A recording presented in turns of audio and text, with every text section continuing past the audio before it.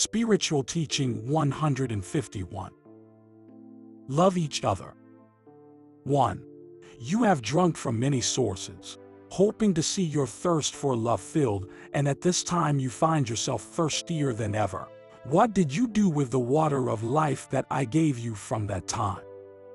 2. I had said to the woman of Samaria, whoever drinks this water that I give will never be thirsty again. Today I tell you, yes, if humanity would have drunk from that living water, it would not carry so much misery within itself. 3. Humanity did not persevere in my teaching and preferred to take my name to create religions according to its interpretation and convenience. I abolished traditions and taught him the doctrine of love. And today you come to me to present me vain rites and ceremonies that do nothing to benefit the spirit. If there is no spirituality in your works, there can be no truth, and what has no truth does not come to me. 4. When that Samaritan woman felt the light from my eyes penetrate the depths of her heart, she said to me, Lord, you Jews say that Jerusalem is the place where our God must be worshipped. So I said to her, Woman, truly I say, the time is coming when neither on this mountain nor in Jerusalem will you worship the Father as you do now. I know the time is near when he will be worshipped in spirit and in truth, for God is spirit. 5. This is my doctrine of all time. See that having the truth before your eyes, you have not wanted to see. How can you live it if you don't know it? 6. That is why you have come thirsty before my presence. But when you have heard this word, your heart has felt the freshness of the water of life, and you have no longer wanted to get away from the source. 7. You have told me, Lord, you have announced to us that this word that you give us today through these spokesmen will have its limit. What should we do so that thirst does not surprise us again? I tell you, I have come to teach you to pray, to reveal to you the gifts that you possess and that you did not know, by means of which you will be able to practice my law and imitate me. The one who has spirituality in his life, he cannot feel thirst, fatigue, hunger, or misery. I also tell you, I will be closer to you after 1950 through your spirituality. 8. So you ask me, how is spirituality achieved? And I tell you, you will reach it by praying from spirit to spirit, trying to be fair in all your acts, practicing charity with your brothers. When this is how you live, the spirit frees itself and guides the steps of man, illuminated by the light of consciousness, stops feeling lonely on earth because he understands that the presence of the Lord and that of the spiritual world accompany him. At every step you take through life, he discovers a new light and gains new knowledge for himself. Stop feeling weak or miserable, enjoying yourself with the wonders created by me, which I now discover through the gift of inspiration and revelation. 9. I also tell you at this time that he who takes the water that I give, which is my word, will never be thirsty again. As I also tell you, do not look for a certain place to pray, since you can find me in all of them. 10. I have warned you of everything that can cause discouragement in your life, so that you will not be discouraged for a moment in your journey. I have announced to you that the time will come when all religions will try to scrutinize this doctrine, and that by taking an interest in her they will judge her through your actions, words, and testimonies. 11. You already know that you are going to be discussed and fought, that they will use so many arguments against the faith that you embrace, that many will shyly hide. Others will become demoralized, and the most, becoming confused, will stray from the right path. 12. Do not forget that all this I have already announced to you, but I must also remind you that those who persevere, despite all obstacles, and pray silently without wavering your faith and hope, they will be like the seed of the parable, that was saved from the hurricane, and that when the appointed time arrived, it began to germinate, grow, and then multiply until it covered the lands, because he knew how to wait for the winds to abate in order to live and reproduce. 13. Would you not like to be the seed of this parable, to have tomorrow the glory of being called by your Father, the children of faith? What did I call Noah? Do not fear that the hurricane will not rise only against you, as well as you see that the peoples and powers of the earth are armed for the fight. So also the different religions are preparing to give battle. 14. It is necessary that for a moment the heavens close for everyone, and that they only reopen until a single cry be the one that rises from the earth, recognizing that the Father of all beings is one. 15. I want you to understand from now on what is going to be the mission that you are going to carry out in the bosom of that contest. A mission that not only includes the spiritual, but also corresponds to the material. 16. My justice has touched this nation, to give it power against war, injustice and falsehood. Its inhabitants, they have been anointed in their hearts and spirits, that war may turn away from them. They have been prepared and refined so that they have patience and not be intimidated by the sufferings. When in the world desolation spreads and are heard, the lamentations of the inhabitants of the nations. From this people the prayer will then rise. The worship will be purifying towards me. The works of charity that you do will multiply, because that will be the announced time in which all lands will be propitious to receive this seed of love. 17. Anticipate the fight with your preparation. Develop your gifts, shine your weapons. Do not shy away from tests because they give temper and strength to your spirit. 18. Go clean in your heart so that you come to that fight clean and prepared. Then you will have nothing to fear. The spiritual forces and the elements of nature will be on the side of all those who rise up as soldiers of my cause of love, peace, and justice. 19. In this age I come to seek the hearts of humanity to show them the way. 20. You who still have traditions, remember my presence among you in the second era. You remember the entry of Jesus into Jerusalem. You remember with love that time and meditate on the meaning of some of those events. And I tell you, I am not making my entrance today into the blessed city, but into the hearts of all my children of good will. If you want to receive me as a guest, get ready and I will be with you. I have always loved you in the same way. My spirit isn't changing. Those who love me and yearn to follow me, contemplate before you the scale that leads to the Father. My path is known to all. Your spirit knows that to reach me, it is necessary to comply with all the precepts of the law. 21. I want you to be clean of spirit. I am willing to overflow with anyone who prepares. 22. The righteous spirits that dwell with me, when contemplating my work of the third era, lament the incomprehension of the human heart. There are still those who doubt and put conditions to comply. But I will continue in my fight, for love of you, calling to hearts like the pilgrim fool, in search of love and charity. 23. The path is one of sacrifice, but it leads to the top of the mountain. Come with me and let us walk together. Hear the word who speaks to you at this time is full of simplicity, but he will touch the sensitive fibers of the hearts of those who have died to the life of grace, and will resurrect them. 24. In the second era, 12 disciples were with me at the Last Supper. Now I invite all of humanity to take the bread of the Spirit.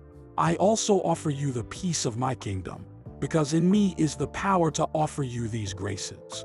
Whoever wants to follow me, welcome to him. But whoever is called by the world and wants to serve them, when seeking my way, will have to recover with great effort and pain the time you have lost. 25. Serve me and you will be at peace with your consciousness. I will give you in addition what is necessary for your sustenance. While you are busy in the fulfillment of your spiritual mission, my angels will watch over your goods. 26. I have seen how you prepare, and truly I tell you that I will give you my body to eat and my blood to drink. 27. The Spirit is willing to study the lessons that I gave you in the secondary, and whose explanation I am going to give you now. 28. Here is the table where you can find the bread of life and the wine of grace. The disciples surround me, and in their hearts they wonder, why, if the Father is with us, does he reveal sadness in his word? But among those who ask thus, there are others whose spirit senses that the Master is going to tell them something serious. Are the ones who remember when the Lord dipped their bread in wine, to offer it to the one who was to give it. 29. When Jesus celebrated that Passover with his disciples, according to the tradition of that people, he said to them, "Something new I come to reveal to you. Take this wine and eat this bread, which represents my blood and my body, and you do this in memory of me." 30. After the Master's departure, the disciples commemorated their Lord's sacrifice by drinking the wine and eating the bread that symbolized the one who gave everything out of love for humanity. 31. As the centuries passed, the peoples divided into religions gave different interpretations to my word. 32. Today I come to tell you what was my feeling in that hour of that dinner, where every word and every act of Jesus was a lesson from a book of profound wisdom and infinite love. If I took the bread and wine, it was to make you understand that they are similar to love, which is the sustenance and life of the Spirit.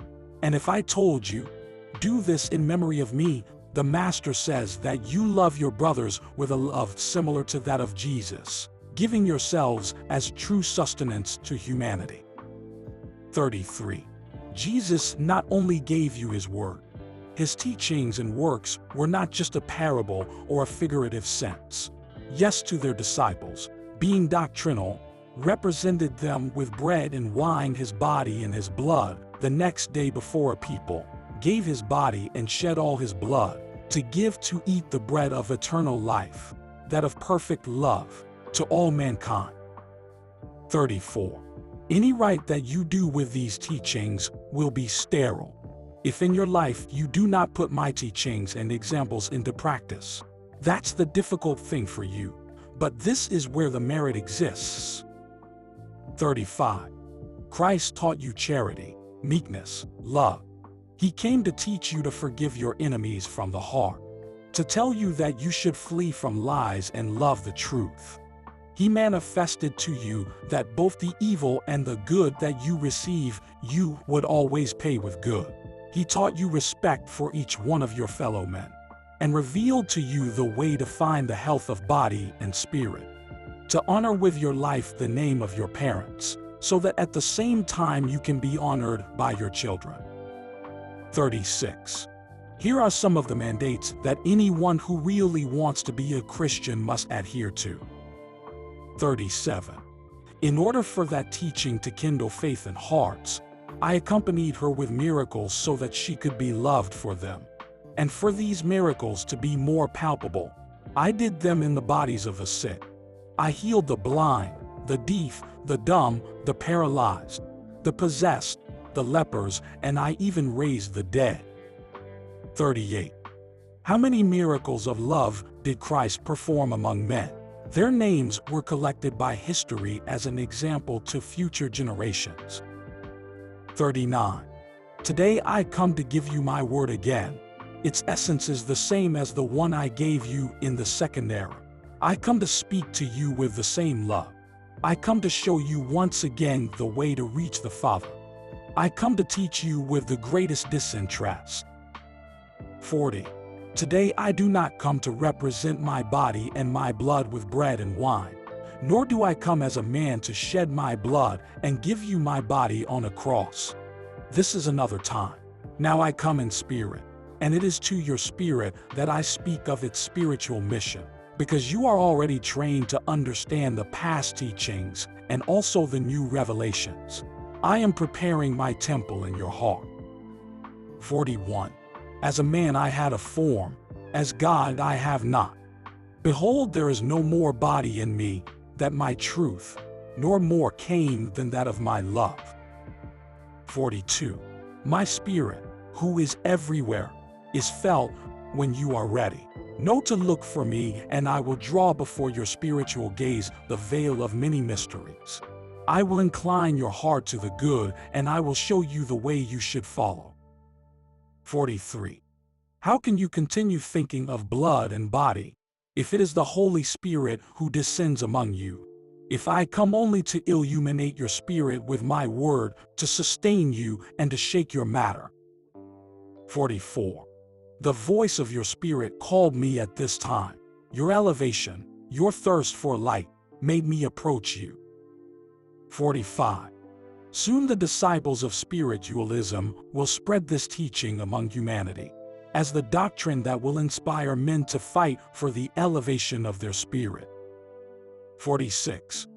You will not form more sects, only thought will unite you.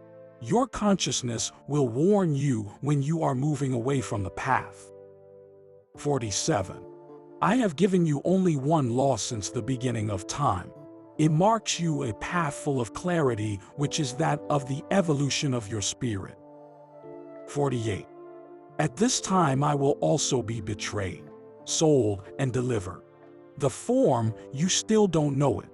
But open your eyes and be prepared so that you are not the authors of such works. 49. What will become of the one who heard my call, whom I called a disciple, and then the world and his conscience call him traitor?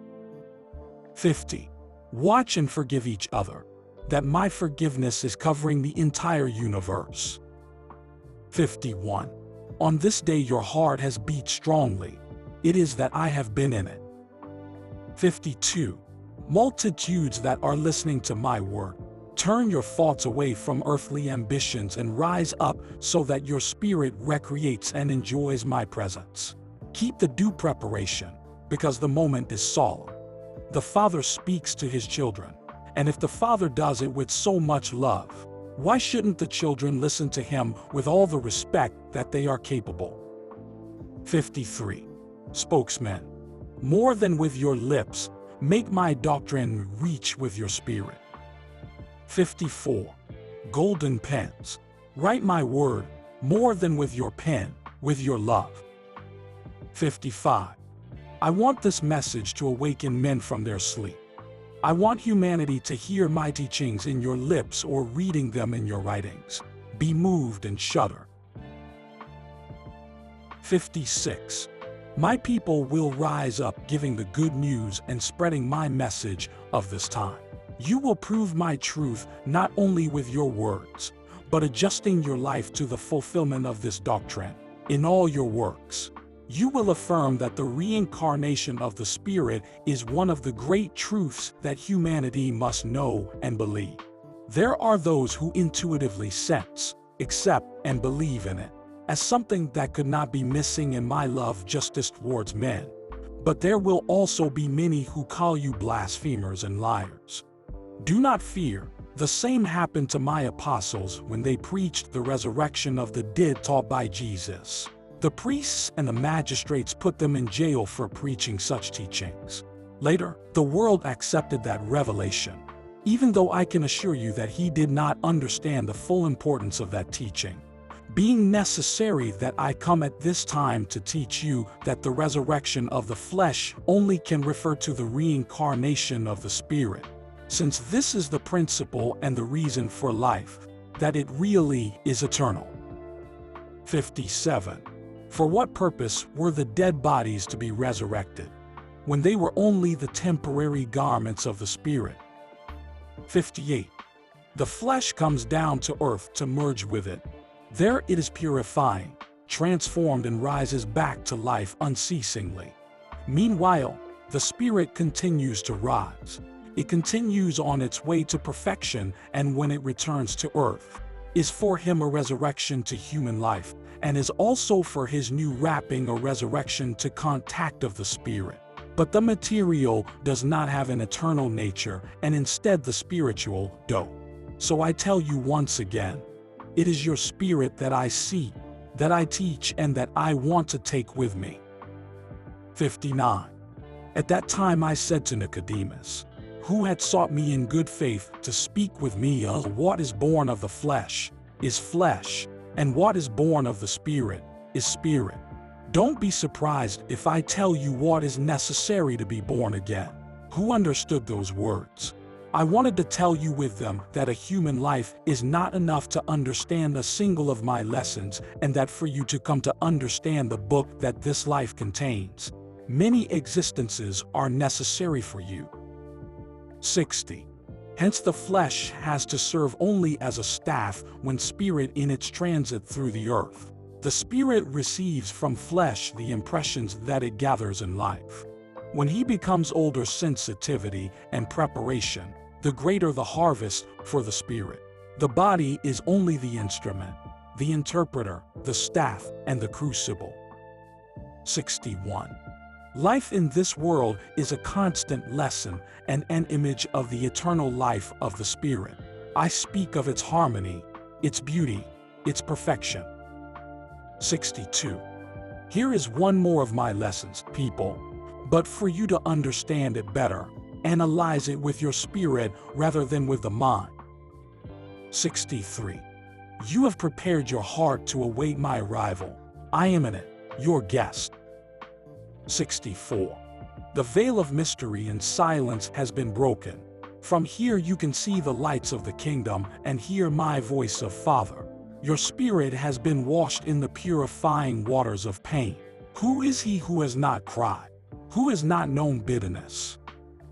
65. You ardently long for peace, and in your prayer you say to me, Lord, let the wars in the world cease, and let come to us the peace of your kingdom. 66. You are beginning to feel the mission that I gave to your spirit from the beginning. You are the people that I have chosen to speak to him and entrust him with the mission of bringing peace and the light of truth to the peoples of the earth. You also form part of that ungrateful people who did not want to recognize me in Jesus, and other men recognize me better than those who they said they were waiting for me. 67. You have wept a lot because of your materialism and your ingratitude. That is why now you watch for peace and pray because men love each other. In your silence you ask yourselves, how was it possible that you had not discovered in Jesus, your Lord? How was it possible that you took him to the sacrifice and had the strength and courage to see him die? And is it possible that you did not cry for him when even the sun hid his face to make men understand his blindness? No, you are astonished to have been capable of those errors. Here you have me in another form and in truth. There are those who again they will deny me. 68. There is no peace on earth, not even in those days that you dedicate to remembering the passion of your Lord. And I ask you, what have you done with the reincarnations that I have entrusted to you? What about the lives of your kindred? You have only let time go by, and you have given up your life and your ideals in the wrong way. You have wanted to be lords, and in reality you have been slaves of the world and of sin. You dream of immortality, and you do not walk towards the eternal, but to death. I, who am the resurrection and the life, have raised you over and over again so that you can live the true life. 69. Truly I tell you that this fratricidal and selfish world, I will subject it to judgment, and I will refine it until I see that love and light sprout from him, and these that today lead their peoples to the abyss. These that now sow and propagate all vices. These who have created their kingdom of injustices, they will be to whom I will give as restitution to fight the temptations, to destroy the wickedness and nip the tree of evil by the roots. Into this judgment you will also enter, people who did not know Moses, that you sacrificed Jesus, persecuted Elijah, and killed the prophets, apostles, and disciples. 70. I propose to the world peace, but the pride of nations magnified with their false power and false splendor. It rejects all calls of the consciousness, to let itself be carried away only by its ambitions and hatred. 71. Man does not yet lean on the side of good, justice, and reason. The men still stand judging because of their kindred. They still believe they can do justice. Don't you think that instead of judges, they should be called murderers and executioners? 72. Men of power have forgotten that there is a master of all lives, and they take the lives of their peers as if it belonged to them. The crowds cry out for bread, justice, home, clothing. Justice I will do, not to them men or their doctrines. 73. Man has always wanted to see me as a judge. He has never known how to raise a throne for me as his king or an altar as their God. Has only been able to make one tribunal, because I tell you that from that divine tribunal, I am judging your works. 74.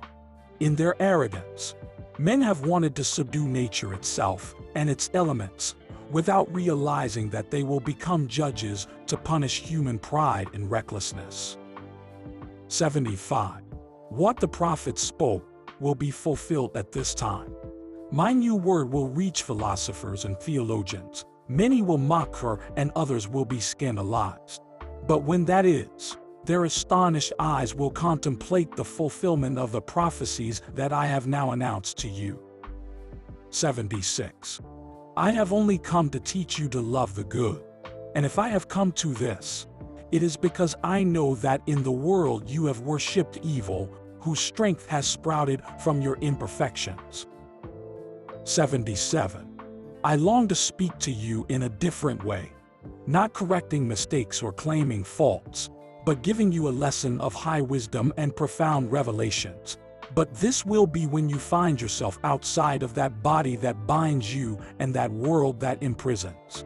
People who are hearing my voice, do not stop your steps in this desert. Remember that in that first era you gave the world of all ages an example of faith, perseverance, and strength, crossing that desert bristling with trials, obstacles, and enemies, until you reached the ideal you were after, the land of promise. 78. Imitate that example. Imitate yourself, because you are part of that people. At every step I encouraged the faith of my children, and in the end I rewarded their fidelity. Truly I tell you, that a new man I have prepared for your spirit, and that another rock of the desert will flow water in the hour of the test. 79. With songs and praise to Jehovah, the multitude made their journey less painful. In this time the prayer and the good works will make you not feel the roughness of a road. You are already crossing the last desert. Have courage and faith. Conquer the summit with your works of love. 80. Beyond this world there is a valley into which you will all enter in spirit. Who does not have a loved one there? Who I would not want to contemplate him again? Someone whom I remember as father, mother, brother, son, husband or wife, or as a friend. 81. Today your memories, thoughts, and prayers are voices that those beings hear in their abode. Tomorrow the spirituality will unite you by making you all inhabit one world, complying with the precept that tells you, love each other. My peace be with you.